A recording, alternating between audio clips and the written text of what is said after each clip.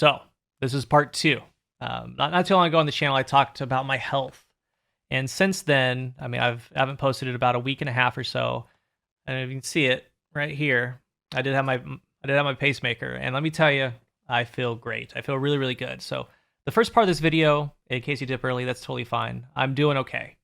And there's a lot more to talk about that because the second part of the video, like I scripted it out. There's gameplay of Destiny. There's even some Apex in there, just something to watch. But it's the full story of what's going on with my heart. There's a lot of personal stuff in it too, and just a lot that's going on. But if you don't want to watch that, that's fine. So this part's for you. I'm doing good. Back to making content next week, getting ready for final shape. But the pacemaker's doing a lot of good. I have a lot of medications with it. Basically, my heart never drops below 60, 70 beats per minute. It's over double with what I had with my slow heart rate. So my energy's back, my blood flow's back, like my legs don't feel heavy. I feel really good. And my wife tells me, my family tells me, like, the color of my face, just the way I act, it's a lot more lively. So it's good. There's still a lot to go through, and that's fine. That's okay. I'm eventually going to hit like a new normal for me. I don't know what that's going to be or what it is, but currently right now, I'm doing good. Now, again, the second part of the video is just the full story. There's a lot of information in it. Some of it's condensed, but it's the road I've been on for the past week and a half, 2 weeks. And I found out what's wrong with my heart and what they've done to fix it and what the future holds. And as far as the future, we just don't know yet, good or bad. But as it sits right now, I'm feeling pretty good. So I want to thank you guys. I read all the comments when I had the Twitter post, and my wife posted for me. I really appreciate you. So here's that second part of the video if you guys want to watch it or listen to it. And next week we start some Destiny content back, and hopefully I can start streaming soon. So that's going to be the plan. But again, for you guys, thank you so much. Since that past video, a lot has gone on, and a quick refresher, I'm going to bring it back up later on as to what is believed to have actually happened. I passed out after lifting something, I went unconscious, I hit my head, and the ER said it was a heart issue. I went to my main cardiologist. It's the one I've been seeing since 2008, and back then, I had SVT, and he fixed that fast heart rate through an ablation. So for about 9-10 years, I was doing pretty good. I went back to see him, but this time around, the practice had severely deteriorated, horrible bookkeeping, and I mean horrible. Very unhelpful staff, like they literally lost my health records, and went as far as to tell other doctors that my cardiologist that I had been seeing since 2008 never performed that surgery all those years ago. Just a bad look, bad look. And I know some of you feel that way, especially with American healthcare. Like you feel like a number, like cattle, like sheep, and it's been a nightmare and very costly, straight up. I mean, I do have insurance, and there's a good amount from this that I have to pay. But the last time I talked to you, I said that I had a loop monitor implanted. And that procedure was done outpatient. It was done in a regular room, not in a heart cath lab. The doctor cuts a small incision in my chest, places in the monitor. Very small, it's like half of a popsicle stick. Not a big thing. It took about 15 total minutes for them to prep the area, make me sterile, the area sterile, and the doc to do the incision to put it in. $97,000, guys. $97,000. And the craziest part of that, since that moment that he placed that loop monitor, they never called me to tell me what my heart was doing as far as results. I just had a follow-up in person a week later. And from now, what I'm getting ready to talk about is really condensed. There's a lot of things that happen in between. I'm just going to give you the main points because there was a lot of tests and results. But during this, there was a side quest, the biggest of side quests. My wife and I were very unhappy with the care that I was getting and how everything was going, so we sought a second opinion, and that's the best thing that I've ever done. Because the second cardiologist specializes in advanced pacemakers, even including the leadless ones, but it turns out I can't get a leadless one with the type of heart that I have. But all around, there's a team of 3, and there's some of the best doctors in the US for heart. I was able to see one of them, and they took on my case. The new cardiologist approach was very different. Keep in mind, that old cardiologist, the one that had bad bookkeeping, they requested over 20 times to get my records and tests and labs. Nothing. They sent nothing. I had to get reports myself, which was a pain, and then physically hand them to my new cardiologist. In this time frame, I ended up getting an echo, ultrasound of the heart, and it turned out my heart isn't pumping the way that it should. And the term's called ejection fraction, and just the term. It's a measurement expressed as a percentage of how much blood the left ventricle pumps out with each contraction. A fraction of 60% means that 60% of the total amount of blood in the left ventricle is pushed out with each heartbeat. And a normal ejection fraction is between 55 and 70%. So for all intents and purposes, 60% is like 100%. This echo showed that my ejection fraction was at 40%, which means heart failure. And heart failure is a very intense term, but it just means that it's weakened. It isn't pumping blood the way that it should. So we found that out. It needed further investigation as to why, so I was set up to do a cardiac MRI. They fumbled booking that twice, so it took about a month before I could get that, and just myself, I was miserable every day leading up to it. Had the cardiac MRI, and it showed that my ejection fraction was actually 35%, so worse than what we thought. But they also saw scarring on the front part of my heart, the anterior portion. 50% of my heart wall, like half of it, was scarred. And the deal from scarring on your heart, like it can come from a heart attack, but I've done tons of blood work. They checked at the ER when I passed out. I've never had a heart attack. Every cardiologist, every radiologist that's looked at my heart and my tests, no signs. But I do have this scarring. So the scarring that I have is from two possible sources. One, it's a virus. I mean, I got COVID in December. I passed out in March, right?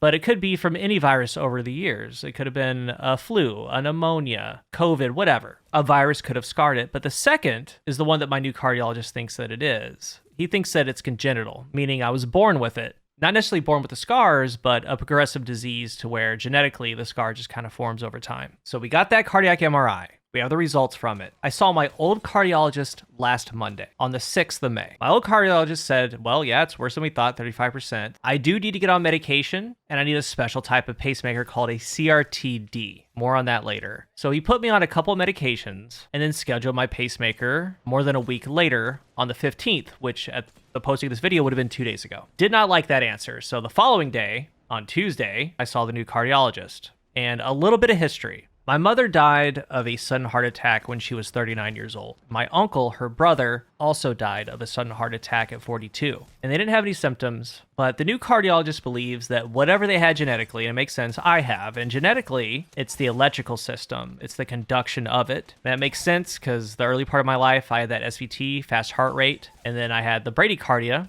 which is a slow heartbeat. And that's been my main issue for the past 3, 4, 5 years. Very fatigued, slow heartbeat. The new cardiologist read my loop monitor and told me everything about it. The other one didn't even do that when I saw him. And the new cardiologist did their own test, worked me up. And on that Tuesday, he said that this was actually urgent. And I have 3 options. One, to go home and follow the plan of my other cardiologist. But the other 2 are the advised ones, was to A, get on some medication, go home in a defibrillator vest, or B, be admitted to the hospital and we could take care of it. I went with B. So I was admitted to the hospital later that day. I was able to view his notes and his diagnosis, and it makes sense to me. So here are some of those notes. And when I talk about them, and I have some paragraphs, on the left side, it was just in reference to whatever it was, whether it be SVT or bradycardia. He said, I personally reviewed and interrogated the patient's device. It's the implant. It's supposed to last for 2 years. The underlying rhythm is sinus bradycardia, 7% PVCs, 4,000 episodes of bradycardia, less than 40 beats per minute over that, I don't know, week and a half time span.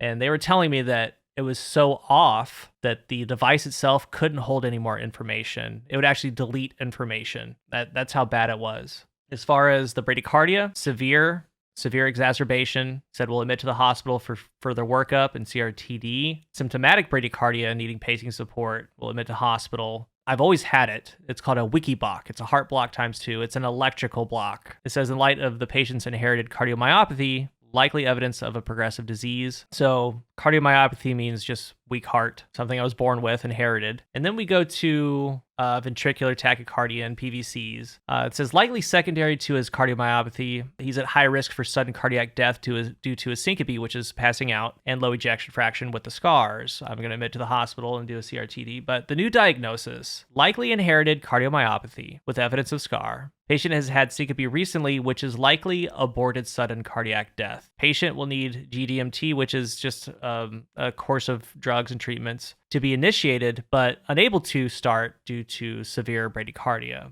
I'll talk about that in a second. Get admitted to the hospital, do the CRTD, advanced functional heart disease, as well as anticipated need for right ventricle pacing greater than 40%. We'll also do genetic testing. So he believes that when I passed out, it was a sudden aborted cardiac death, like my mom and my uncle. But basically, somehow, some way, I guess, for whatever reason, I decided not to go out.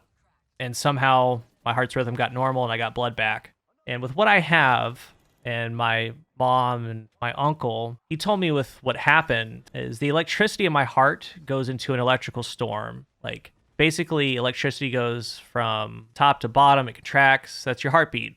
You know, bop, bop, heartbeat. Basically, it just winds up with electricity everywhere. and it can't. Doesn't beat. It bounces everywhere. It basically makes the heart quiver and contract. And when that happens, blood can't go anywhere, and that's like it. So he believes that everything I do have is genetic.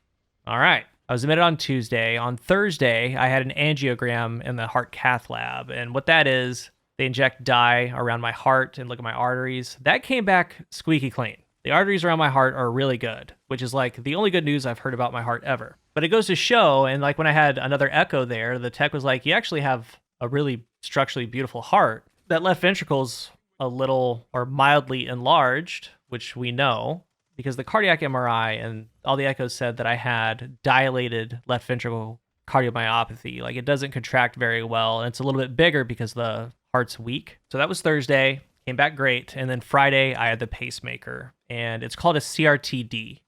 Well, real quick, funny story. For whatever reason, I wouldn't go out on anesthesia. Like, I remember talking to them because I did a lot of research because I'm a nerd about what they're doing. I remember asking him, has he put in the second or third lead yet?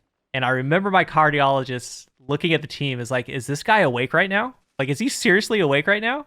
And at the end of it, you know, they called my wife and said, he's doing great, but I have to tell you this right now, and it's going to be noted. Whoever works on your husband, he goes, I kid you not, in all my years of practice, I have never seen anyone take as much sedation as he took and not go out. Somewhere along the lines of, like, it should have and would have taken out, like, a 700-pound man.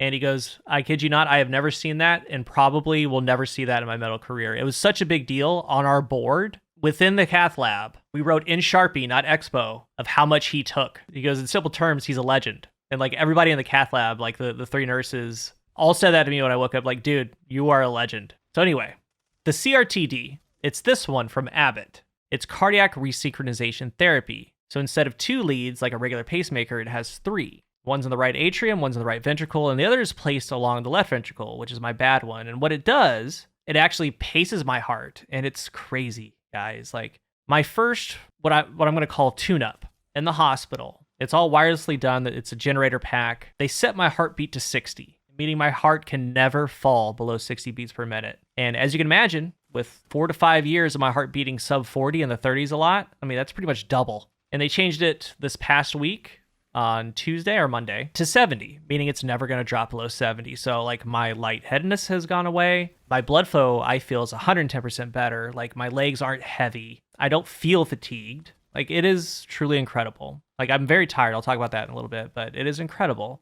I still have PVCs and PACs, but it tries to correct them. But here's the cool part. Like the tech that this one has is about 1.5 years old, 2 years. So it's currently pacing me at 70 beats.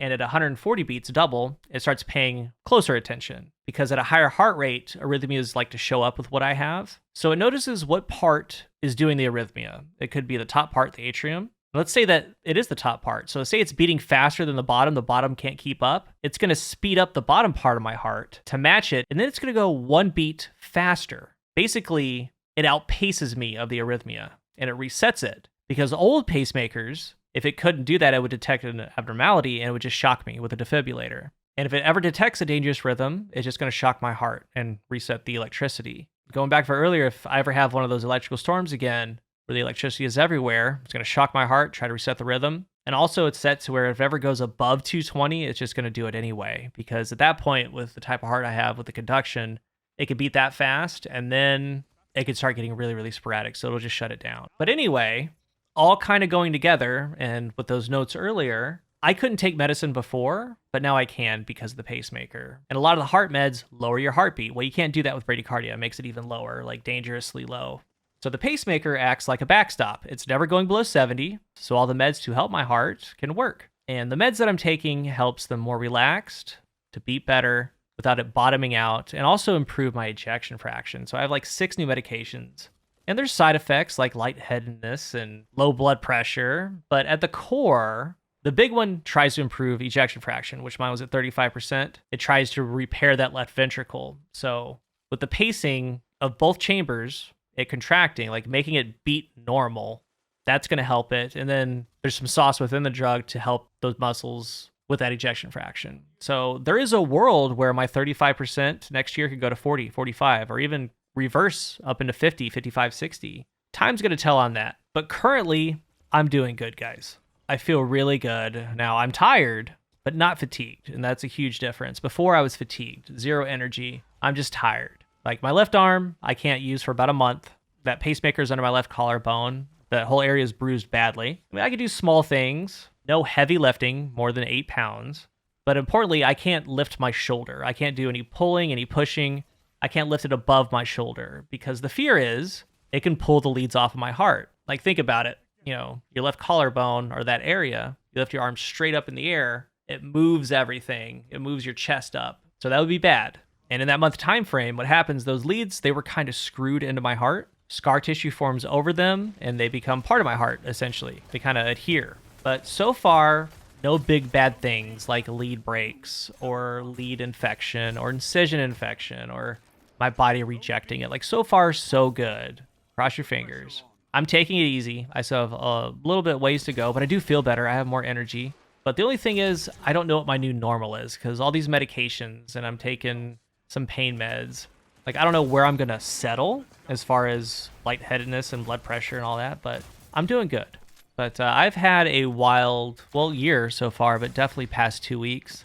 But I do plan to start making some videos. And let me tell you, man, with all these bills, I have to make videos. I'm trying to get some more sponsors too to help out with it, but you guys watching helps a ton. And there's a ton of messages from friends, viewers, and subscribers, and people that even admitted that they don't really watch me, but their thoughts are with me. And that was super cool. I really appreciate all of you. I mean, I read every single message on Twitter when I talked about it. I'm really behind in Destiny, but there's some things that I want to make. And of course, we have Final Shape soon. So things are looking pretty good and we're going to have some fun with it. But I want to tell you guys what's going on. And what I told you is a pretty personal and candid story. But if you wanted to hear it, I wanted to tell it. We're going to move forward. I appreciate every single one of you. Thank you.